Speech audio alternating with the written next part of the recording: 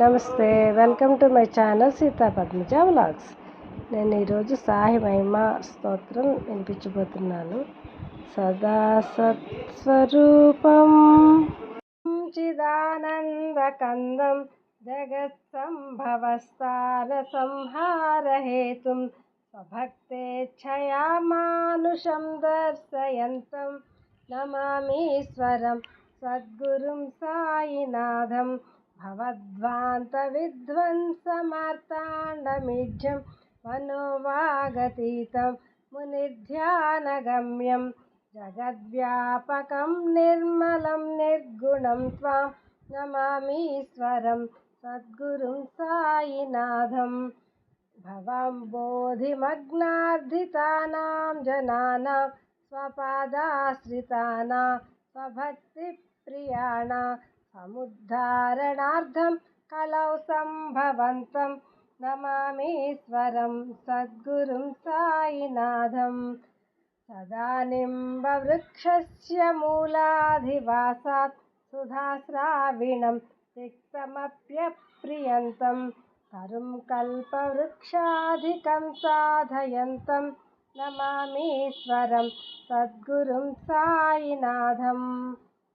సదా కల్పవృక్షస్య తస్యాధిమూలే భవద్భావబుద్ధ్యా సపర్యాదిసేవాం నృణాం కుర్వతాం భుక్తిముక్తిప్రదంతం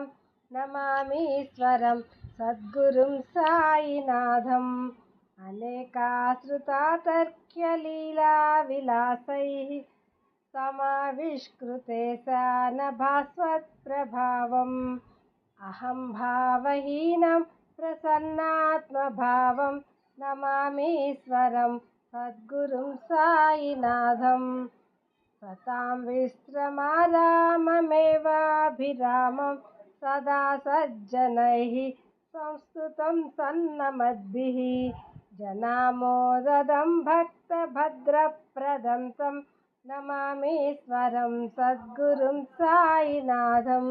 అజన్మాద్యమేకం పరబ్రహ్మ సాక్షాత్ స్వయం సంభవం రామమేవావతీర్ణం భవద్దర్శనాత్ సంపునీతః ప్రభోహం నమామీశ్వరం సద్గురుం సాయినాథం శ్రీ సాయి సకృపానిధే అఖిల నృణాం సర్వార్థసిద్ధిప్రద యుష్మత్పాదరజ ప్రభావమతులం దాతాపి వక్తాక్షమః సద్భక్త్యా శరణం కృతాంజలిపుటః సంప్రాపితోస్మి ప్రభో శ్రీమత్సాయి పరేశ పాదకమలాన్ నాణ్యచ్చరణ్యం మమ సాయి రూపధర రాఘవోత్తమం భక్తకామ విభుదద్రుమం ప్రభుం మాయయోపహత చిత్తశుద్ధయే చింతయామ్యహమహర్నిశం ముదా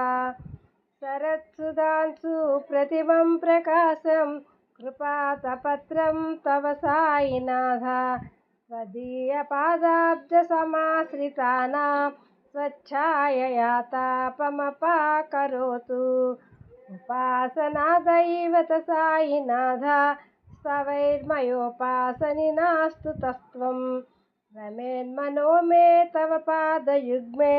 భృంగో యథాబ్జే మకరందలుబ్ధః అనేక జన్మార్జిత పాప సంశయో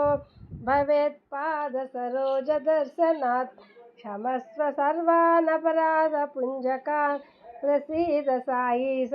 సద్గురో దయానిధే శ్రీ సాయినాథ చరణామృత పూర్ణ చిత్త తత్పాద సేవనరతా సతతం చ భక్త్యా సంసారజన్య దురితౌఘ వినిర్గతాస్తే కైవల్యధామ పరమం సమవాప్నువంతి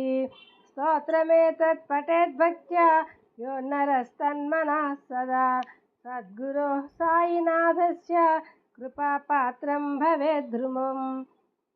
కరచరణకృతం వా కాయజం కర్మజం వా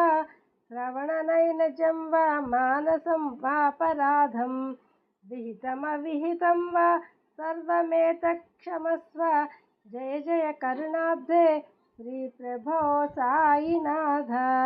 శ్రీ సచ్చిదానంద సద్గురు సాయినాథ్ మహారాజ్ की जय।